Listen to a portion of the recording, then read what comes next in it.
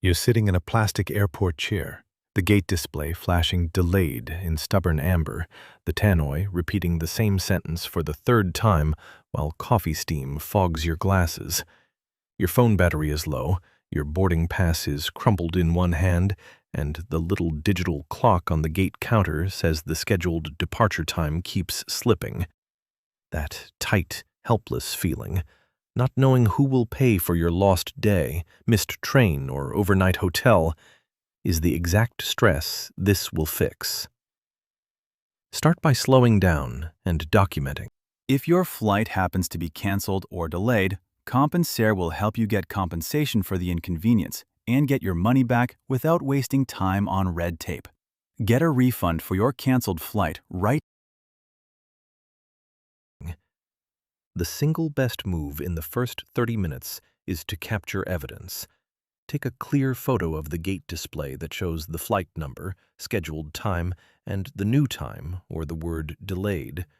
Photograph your boarding pass and the online booking confirmation that shows the original scheduled time, and timestamp everything on your phone. If you leave the gate area, screenshot or save any text or email from the airline saying the reason for the delay. If the agent at the counter offers a printed note or a reason, ask for it and keep it.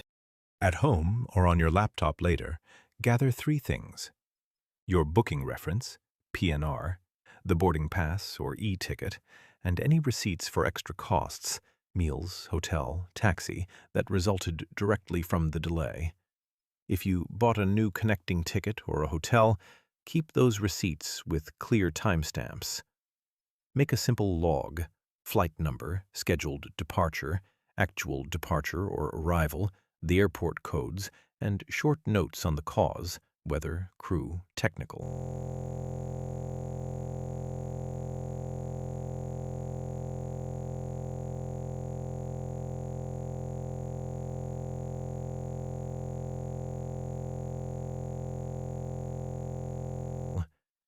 Airlines and regulators want facts you can prove, not feelings.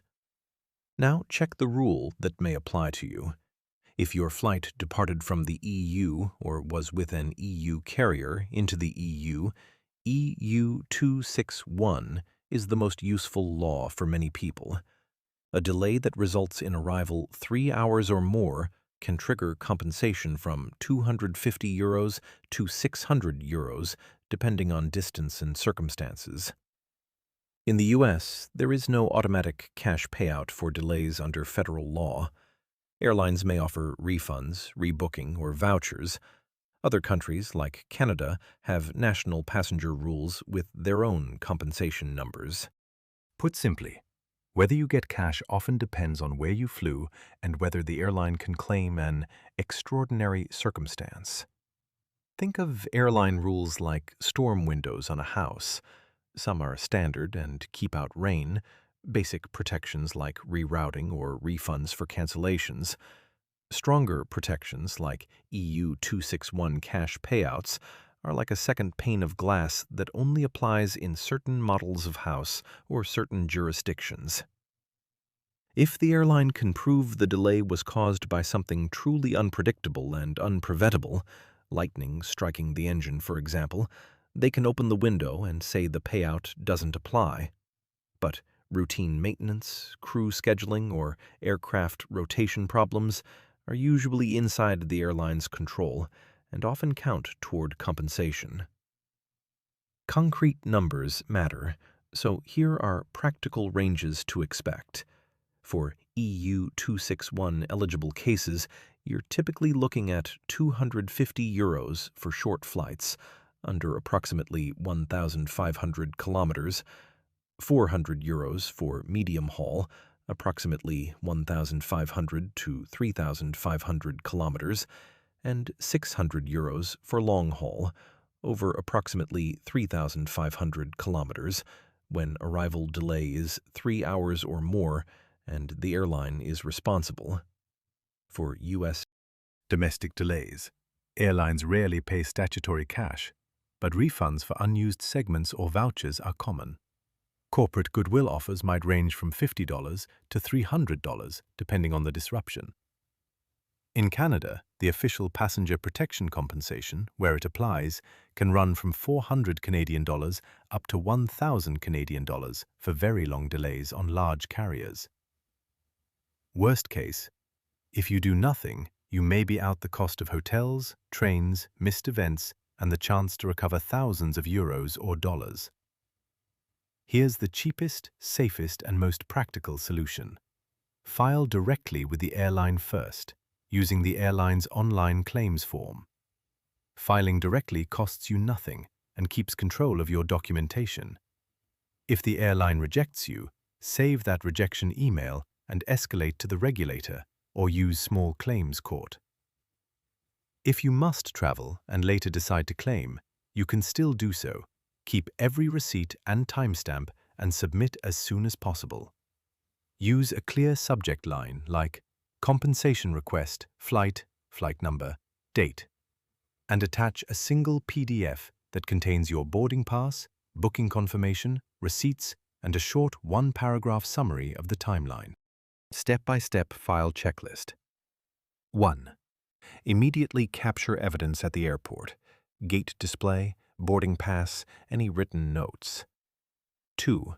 Keep receipts for meals, taxis, hotels bought because of the delay. 3. Record the real arrival time, what the ground staff writes on the arrival stamp, or what your phone logs. 4. Use the airline's online claims page and copy everything into a single PDF or zip. 5. Include a polite, factual cover letter with the PNR, flight numbers, scheduled versus actual times, and the compensation amount you believe is due. For EU 261 cases, name the applicable amount. 6. Request a written refusal if they decline. This helps for later escalation. Timing. File as soon as you can. Some airlines have short internal deadlines for reimbursement of out-of-pocket costs, 30, 90 days, and legal deadlines to bring a claim vary by country, typically 2 years in many EU countries, but sometimes longer or shorter elsewhere. If you're unsure about the statute of limitations where you live, file the claim now. You can always escalate later. Early filing keeps evidence fresh and officers responsive. A very important practical tip: do not pay a claim service to file the claim for you unless the amount is large and the contract is clear. Many third-party no-win, no-fee companies charge 20, 30% or more of whatever they recover and may add admin fees. You can file free with the airline, and if rejected, take the rejection to your national enforcement body or small claims court with the exact same paperwork. Hidden fee and booking site trick to watch for. Some online booking platforms display a low fare but hide that they are reselling the ticket under a different carrier code, or that changes and refunds must go through the reseller, not the operating airline. Resellers sometimes add a service charge to process refunds or exchanges, and dispute handling can become intentionally slow. If your ticket is via a third party, check who issued the ticket. The issuer is shown on your e-ticket, and contact them first for reimbursements. If they won't help, ask for a refund from the operating carrier and use your card issuer to dispute charges if necessary. Another misleading upsell is the claims management service the airline sometimes offers after a disruption: paid fast-track compensation. Airlines do not need to charge you to examine your legal entitlement. If you're eligible, filing with them should be free. Politely decline any offer to pay extra for priority claims processing and say you'll file through the standard channel. If the airline denies your claim, don't panic. Pull the denial email into a folder, then escalate in this order. 1. Submit a complaint to the airline's formal disputes team. 2. If you are in the EU or the flight involved the EU, use the National Enforcement Body or the EU ODR platform. 3. Consider a small claims suit in the appropriate jurisdiction or ask your card issuer to reverse the charge for services not received. For non-EU flights, regulatory bodies vary. Search for your country's Aviation Consumer Protection Office or Air Passenger Rights page. Keep every email and time-stamped screenshot. If you prefer a template, here's the short wording that works. I am requesting compensation for flight number, on, date, PNR, code, scheduled departure/arrival, time, actual arrival, time, reason given by airline, reason. I attach boarding pass, booking confirmation, and receipts for out-of-pocket expenses. Under law/regulation, for example, EU 261, I request euros, amount, or equivalent. Please respond within 28 days. Keep the tone calm and factual. You win more than you lose with clear facts. Many useful links can be found in the description. If you get stuck after the airline rejects the claim, consider these realistic follow-ups. 1. File a complaint with your national regulator. 2. Open a chargeback with the credit card used to buy the ticket for services not rendered. 3. File in small claims court. The math matters. If the airline offers a voucher for less than the statutory amount, don't accept it without considering that vouchers are often non-transferable and expire. If the offer is significantly below your likely statutory payout, it's usually better to refuse and escalate. Final practical checklist before you hit send. Attach one PDF with boarding pass, booking confirmation, photos of the gate display, and receipts. Include a short timeline. State the exact monetary sum you expect. Ask for a written reply within 28 days, and keep a copy of everything. If you want the fastest result, email the airline's web claims form and follow up by phone with the reference number if the form generates one. This is not legal advice, but a practical walkthrough from a traveler who's filed dozens of claims. Document everything, start with the airline, refuse paid intermediaries unless you need them, and escalate to your regulator if needed.